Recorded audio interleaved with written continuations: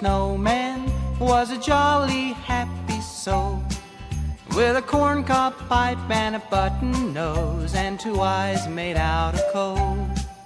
Frosty the Snowman is a fairy tale, they say.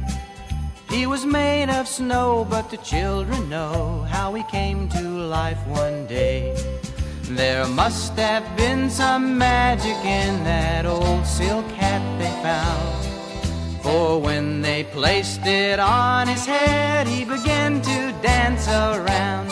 Oh, Frosty the Snowman was alive as he could be, and the children say he could laugh and play just the same as you and me.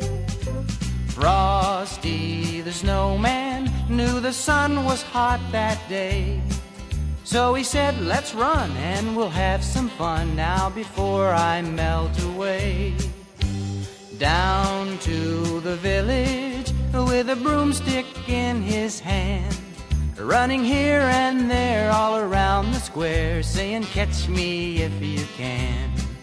He led them down the streets of town right to the traffic cop, and he only paused a moment when he heard him holler, stop!